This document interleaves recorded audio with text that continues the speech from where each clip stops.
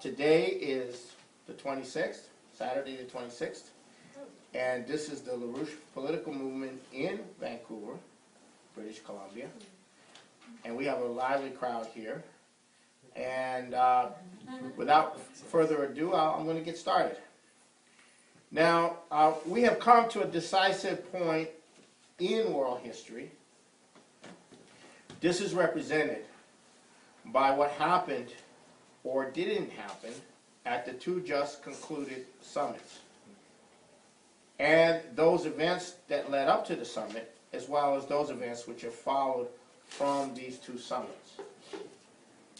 One of these was the NATO summit in Chicago, which ended last week, and the other was the G8 Heads of State Summit in Camp David. And one has to look at these two summits as the culmination point in a process in which the economic situation and the strategic situation for the transatlantic system of empire has come to its penultimate point of crisis. Now this is occurring on the eve of the financial turmoil, the incredible financial turmoil, with bank runs and sovereign debt crises in Europe, in Greece and Spain, bank failures in Spain and Greece. And a lot of people believe that the system might not make it past Monday, but then again it might not make it past the following Monday or the following Monday. So we're on a Monday to Monday crisis management kind of situation with the global banking and financial system. But first I'll start with the NATO summit. The NATO summit represented the culmination of an organizing process that has occurred since the breakup of the communist bloc countries and that system of the Warsaw Pact on the one hand, and also on a deeper level, it's been an organizing process that began after World War II, after the death of Franklin Delano Roosevelt, and it was announced in an article by Bertrand Russell in the Bulletin of Atomic Scientists in October of 1946. And this is the organizing process that's been going on by the core of the transatlantic empire, which has been growing ever since.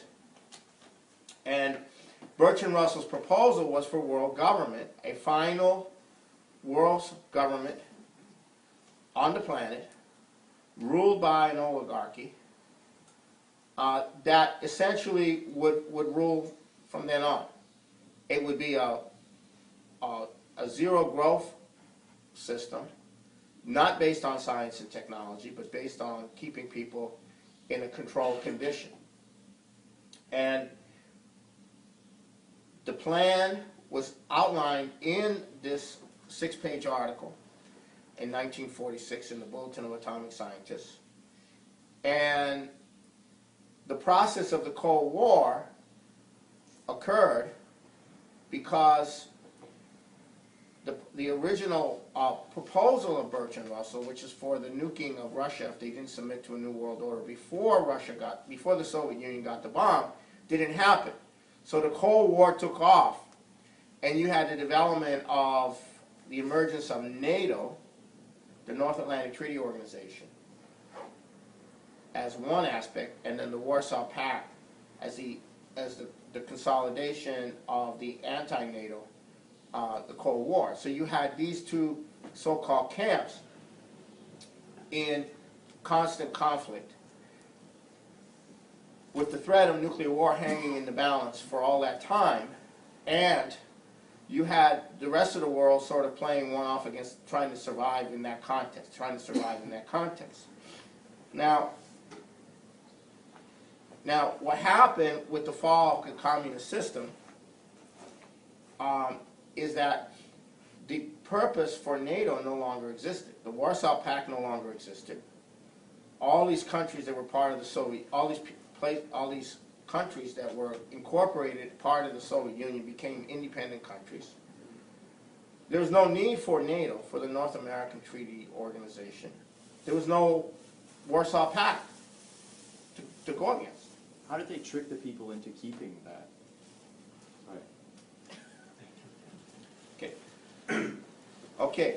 There was no Warsaw Pact. Okay. There was no Warsaw Pact. Okay. And so the question of NATO lay dormant. Okay.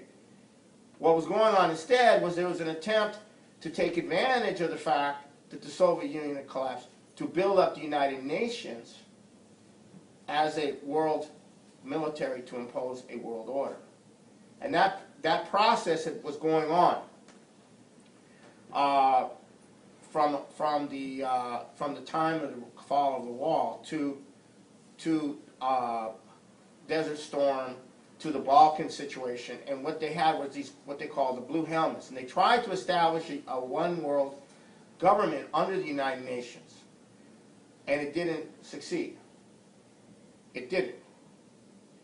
And meanwhile, a collapsed Russia and an emerging China, and the collapsed Russia began to come back, and you had an emerging China. And there was a growing issue of what would happen with China developing and eventually Russia getting back on its feet. What would the world be? So along came the Prime Minister of Great Britain at a very in Chicago. He announced the new doctrine for the world to come. A world in which you would have nations having problems and collapsing and having internal chaos, and that the issue was no longer defending the advanced countries from each other, but rather the problems of refugees, the problems of famine and hunger, the problems of terrorism and war and all of that. And what was needed was an abandonment of the idea of the nation, sovereign nation state, because you're going to have failed nations. So he promulgated, Tony Blair promulgated in 1999 the doctrine that we have entered the post-Westphalian period. Now what he means by post-Westphalian is that the whole concept of sovereign nations comes out of the 30 Years' War in Europe with the Treaty of Westphalia. And ever since then, that's been established that nations are sovereign. That's the principle, whether it was followed or not. That's been the principle governing international law, international politics ever since then. So he's talking about a post-Westphalian era in 1999. Okay, so you had Desert Storm, you had all these things happening, but you didn't have the mechanism to establish a world military power above the sovereign nation state. You still had militaries connected to sovereign nations. All right, so they kept working on this. They kept working on this, and what because of the failure of the UN to be that kind of institution, because the UN is still governed in military matters, in security matters, by the UN Security Council, which is 5 members, and any one of those members can veto any military operation under the United Nations. So essentially you have a United Nations Charter which still respects the sovereignty of nations. You have a United Nations Security Council that has to have the agreement of 5 nations, including Russia and China, France, Britain, and the United States. So that became unworkable. So they started building NATO up. NATO, which has no reason to exist, it began to be gradually consolidated under the Bush period, and then under Obama. And the first major action that they did under a NATO arrangement, I mean, the Russians and the Chinese gave them permission for humanitarian action, but not for military invasion. The first action was the Libyan invasion of Libya. And that action, Obama did not go to the U.S. Congress, Senate for approval for. And he had no intention of going to the U.S. Congress for approval because this was a NATO operation.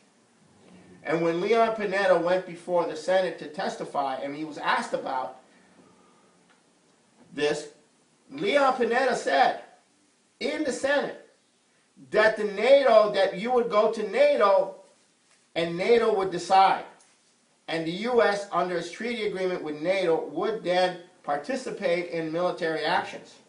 And so the congressman, the senator said, well, what about Congress? He says, well, we would inform the Congress. We would work out something with the Congress. We would go for them for approval.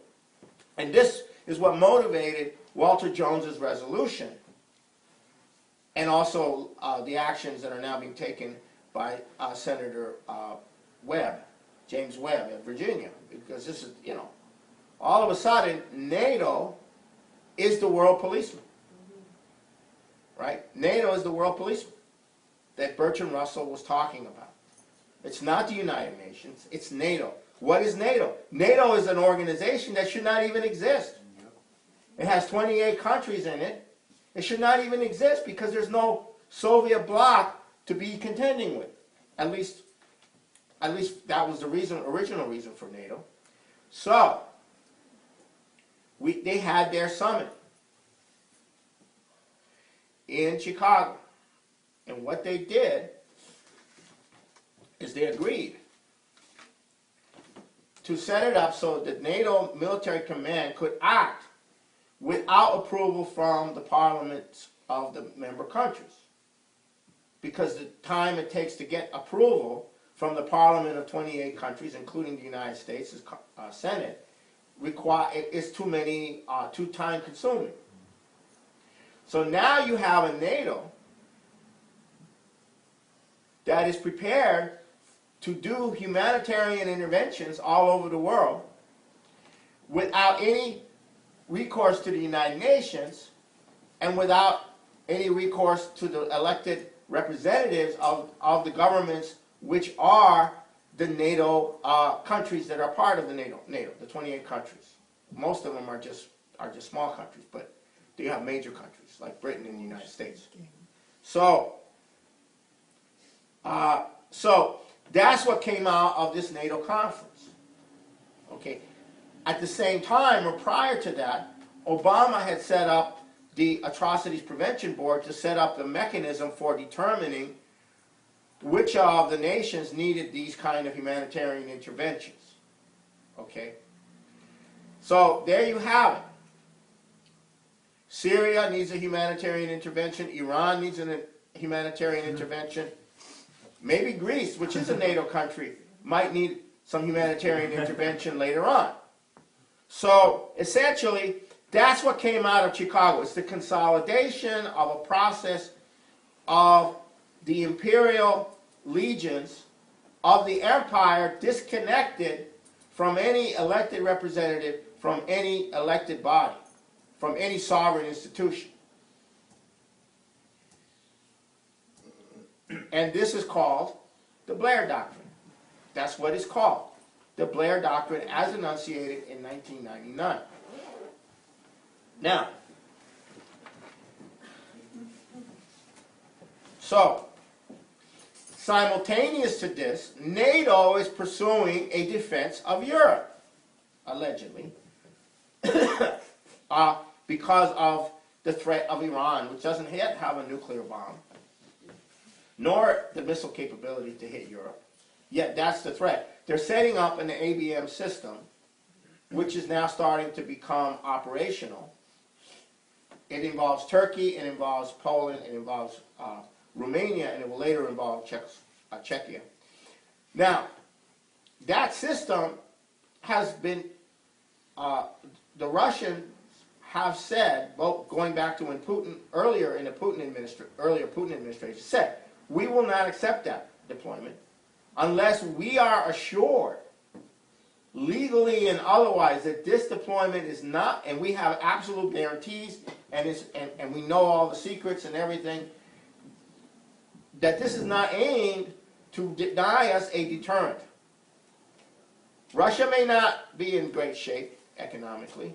It has a lot of raw materials. But Russia has one thing that gives it tremendous respect. It has over 10,000 nuclear warheads. That gives it respect. And the other countries are coming to Russia's aid or alliance because that 10,000 plus nuclear warheads gives China and India and Pakistan and a lot of other countries, hey, when push comes to shove, we got Russia. Russia's there. They have 10,000 nuclear warheads or more. That's enough to wipe out the world. Okay, so that's the one thing the Russians have. They have a lot of science, they have a lot of other things, but that's the one thing they have that they didn't give up.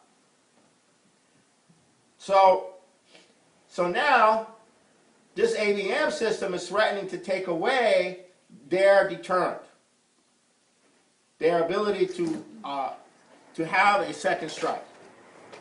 So now we fast forward to May 2nd. General Makarov is saying, said at a conference, that we will not allow, the Russians will not allow the deployment of this system.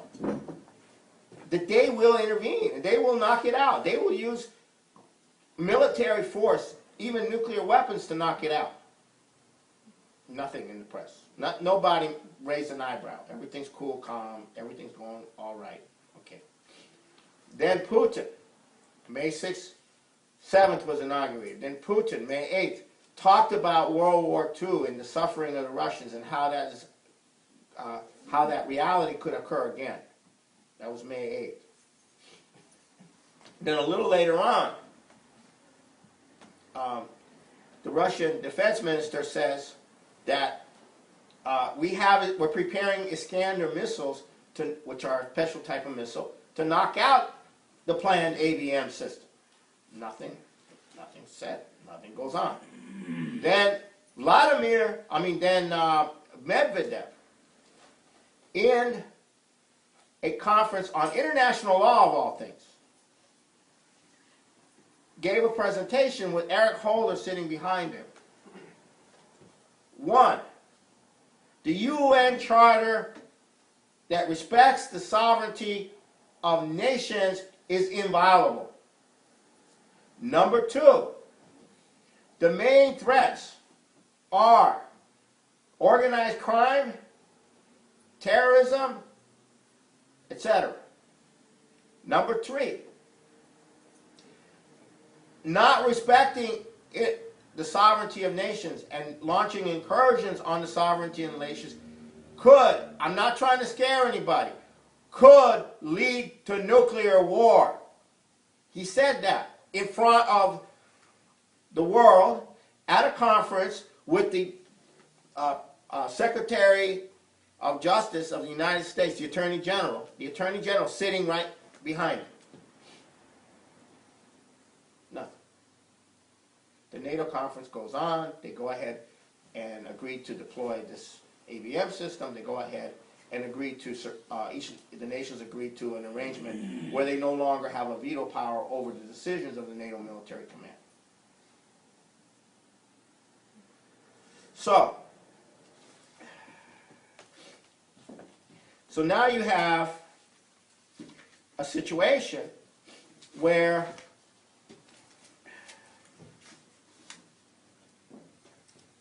you have a second doctrine emerging.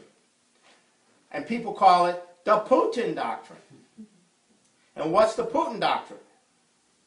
Respect for the sovereignty of nations, economic cooperation between nations, and a multipolar world. What does he mean by a multipolar world? No dominant configurations, no empires. You have prominent nations and not so prominent nations, so it's multipolar. There's different polarities. There's Russia, there's China, there's India, there's the United States, there's Europe, there's different polarities, but it's not, you don't have an overarching imperial system. That's the Putin doctrine. Okay. So you got the Putin doctrine, and you have the Blair doctrine. Those are the two doctrines that are now in reality are now in a collision course. It's not a sneaky thing anymore. It's out in the open. This is for real. The U.S. military is not for the Tony Blair doctrine, the Blair doctrine. The Israeli military is not for the Blair doctrine. There are no militaries anywhere in the world that we know of, except the British military perhaps, that are in favor of the Blair doctrine. Because it means permanent wars. It means hell on this planet. That's if we don't get annihilated. And they think that this doctrine will cause the annihilation. The militaries think that this doctrine is going to cause the annihilation of humanity. And they have gone to Obama. The U.S. military has gone to Obama in different attempts to get him to understand, to back off from proceeding with the ABM system, with the attacks on Syria and Iran, which is somewhat stopped right now. And Obama's not doing it. It's going along. And and lo and behold, who should surface all over the United States? And the announced advisor to Obama in his re-election campaign, Tony Blair. And what else? Oh, as soon as Obama wins re-election, he's going back to Great Britain, take over the Labour Party, and they're going to kick Cameron out, and he's going to be the UK Prime Minister again. So you have Tony Blair and Obama. But why? Why Tony Blair? Because he's the architect of the whole thing. Not that he's the only architect, but he is the guy coordinating the process internationally. And he's the one giving instructions through whatever associates to Obama. Obama is following the coordination established through Tony Blair and whatever other circles around Obama that do this. So now it's come out in the open. The Blair doctrine versus the Putin doctrine. So, now, so we have a situation where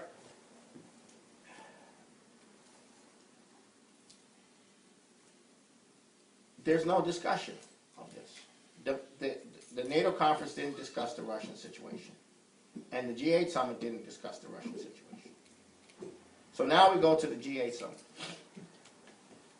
The G8 summit came together in Washington in the context of the crisis in Europe. And in the context of J.P. Morgan going from $2 billion to $9 billion to now they're saying $38 billion privately. And bank runs in Spain, bank runs in Portugal, an inability to implement the austerity in Greece. The fact it's the question of whether Greece leaves the euro and goes back to its own currency is not something. It's something that could trigger the whole system. So the policy that came out of the summit was growth and austerity. Growth and austerity. Why? Because you have the people who say we got to print money like crazy. Growth. We got to expand the bailouts. Gordon Brown was saying in a New York Times op-ed that $1 trillion in Europe is nothing. We need to go way beyond that, and he didn't mention an amount. And so what they need is the bailout, the bailouts. We got to bail out. Well, how big a bailout? Well, it's got to be big because it's more than it's in the trillions and trillions and trillions. But who's going to back it up? And then you have the other side. We're saying, well, no, we can't do that because it'll cause hyperinflation. What we need instead is austerity. we got to bail out the banks through austerity, or cutbacks. And it's Merkel of Germany, Chancellor Merkel of Germany, who's the big promoter of austerity. Because on one level, she thinks that if you do the bailouts like that, it'll wipe out all money. It'll wipe out the currency. And she's right. So her solution is, that's better. Kill everybody through austerity. That's a better solution than having the money. Well, at least the money will be worth something, right? And Hollande of France is saying, no, we can't do austerity anymore. I ran for president on anti-austerity. We can't do austerity.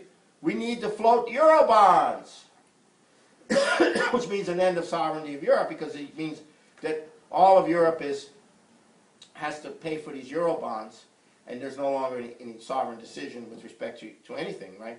So he's now saying Eurobonds, Eurobonds, Eurobonds. So, and in Spain, the fourth major bank went under, took over by the government, and all of these provinces of Spain, including the richest province, which is Catalonia, are in a deep crisis. In Greece, the government has not paid the pharmacists equivalent of $1 billion, and so there's no more medicine for people, and there's a total chaos in the medical situation. And then on top of that, British military planners and various other kinds of planners, economic planners, are looking at the consequences of a Greek leaving the euro. It's not a big deal, except that all these bonds are going to be stuck, and all the confidence in those bonds, and then there'll be a run on those bonds, and then it'll be a domino effect.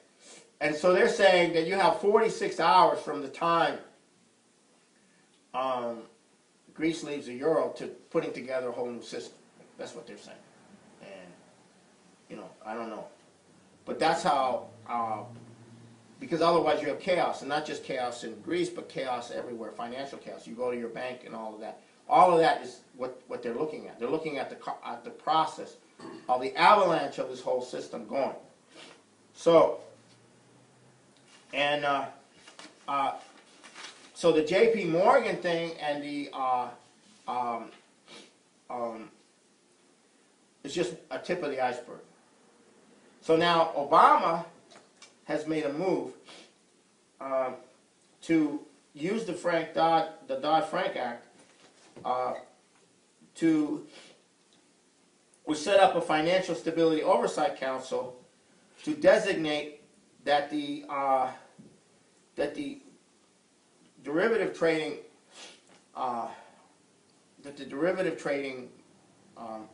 areas be put under special support, and to systemically important financial institutions. And what they want to put the Intercontinental Exchange Clearing, ICE Clear Credit, the world's largest credit default swap clearinghouse, CME Incorporated, the clearinghouse owned by the Chicago Merc, and 3, the Clearinghouse Payments Company, which operates both domestic and international financial wire transfer systems, in a situation where the Federal Reserve can come in and guarantee that the thing doesn't collapse. In other words, what they're really worried about is the collapse of the payment structure of the transactions, wires, and all of that. So they're getting ready to have the Federal Reserve come in and bail out when all this stuff starts to happen. So this is very significant, and it's an example of how close we are. Okay, so this is a defining moment. So you have the NATO conference projecting a military conquest of the world. They wanted Putin at the G8 summit. They wanted to negotiate some arrangement for the Russians to come in as part of the empire. But the Russians have rejected that. And what happened is Putin personally told Obama he wasn't coming. And that was the first time anyone heard that he wasn't coming, was when he told Obama. And you don't do that unless you really want to send a message. And so essentially, you have a crisis, because the Russians are not going to back down. They will use military force to defend Syria. They will use military force to defend Iran. They will use military force to knock out the ABM systems. And right there, you're going into nuclear confrontation. On the other hand, you have this financial situation, which is about to wipe everything out.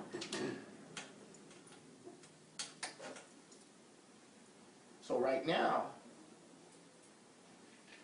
the empire is trying to put on a great confidence game that they're in charge, that they run the world, that they are invincible, that they control things.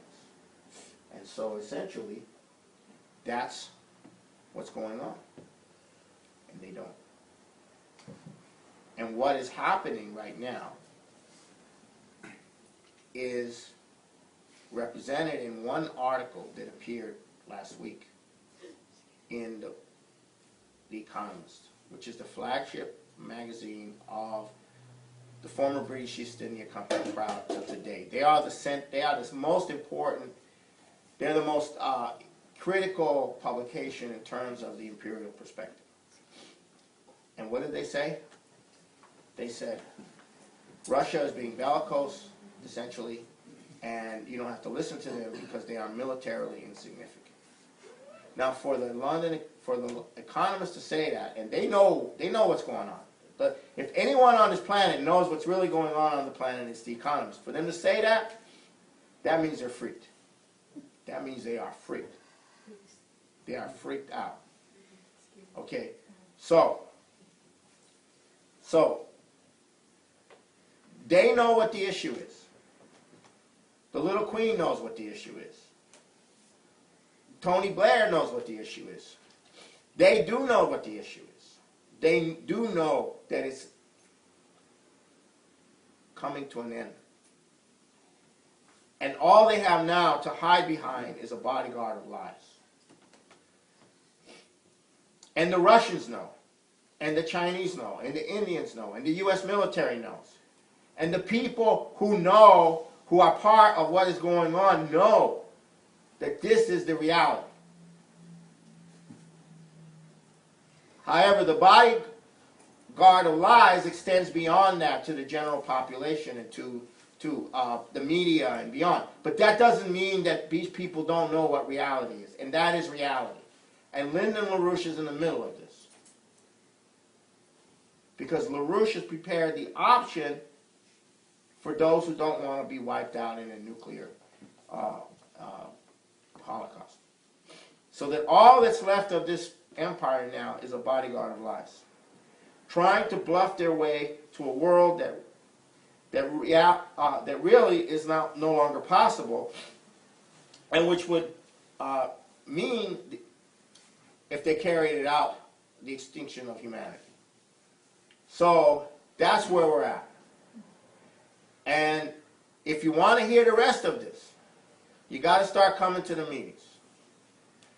And if you want to know when the next meeting is, you email me at Paul Glumaz, Glumaz, @gmail.com. The next meeting is in 2 weeks, which will be the 9th of June, I believe. And you're welcome to come here in Burnaby. If you want to find out where, email me. Paul Glumaz, Glumaz, @gmail.com. Today is the 26th, Saturday the 26th, and this is the LaRouche political movement in Vancouver, British Columbia. And we have a lively crowd here. And without further ado, I'm going to get started. Now, we have come to a decisive point in world history. This is represented by what happened or didn't happen at the two just concluded summits, and those events that led up to the summit, as well as those events which have followed from these two summits. one of these was the NATO summit in Chicago, which ended last week, and the other was the G8 Heads of State Summit in Camp David. And one has to look at these two summits as the culmination point in a process in which the economic situation and the strategic situation for the transatlantic system of empire has come to its penultimate point of crisis. We didn't submit to a new world order before the Soviet Union got the bomb. Didn't happen. So the Cold War took off, and you had the development of the emergence of NATO, the North Atlantic Treaty Organization, as one aspect, and then the Warsaw Pact as the consolidation of the anti-NATO, the Cold War. So you had these two so-called camps in constant conflict, with the threat of nuclear war hanging in the balance for all that time, and you had the rest of the world sort of playing one off against trying to survive in that context, Now, what happened with the fall of the communist system is that the purpose for NATO no longer existed. The Warsaw Pact no longer existed. All these countries that were part of the Soviet, all these countries that were incorporated part of the Soviet Union became independent countries. There was no need for NATO, for the North American Treaty Organization. There was no Warsaw Pact to go against. Now this is occurring on the eve of the financial turmoil, the incredible financial turmoil, with bank runs and sovereign debt crises in Europe, in Greece and Spain, bank failures in Spain and Greece. And a lot of people believe that the system might not make it past Monday, but then again it might not make it past the following Monday or the following Monday. So we're on a Monday to Monday crisis management kind of situation with the global banking and financial system. But first I'll start with the NATO summit. The NATO summit represented the culmination of an organizing process that has occurred since the breakup of the communist bloc countries and that system of the Warsaw Pact on the one hand, and also on a deeper level, it's been an organizing process that began after World War II, after the death of Franklin Delano Roosevelt, and it was announced in an article by Bertrand Russell in the Bulletin of Atomic Scientists in October of 1946. And this is the organizing process that's been going on by the core of the transatlantic empire, which has been growing ever since. And Bertrand Russell's proposal was for world government, a final world government on the planet, ruled by an oligarchy, that essentially would rule from then on. It would be a zero growth system, not based on science and technology, but based on keeping people in a controlled condition. And the plan was outlined in this 6-page article in 1946 in the Bulletin of Atomic Scientists. And the process of the Cold War occurred because the original proposal of Bertrand Russell, which is for the nuking of Russia. How did they trick the people into keeping that? Okay. Okay. There was no Warsaw Pact. Okay. There was no Warsaw Pact. Okay. And so the question of NATO lay dormant. Okay.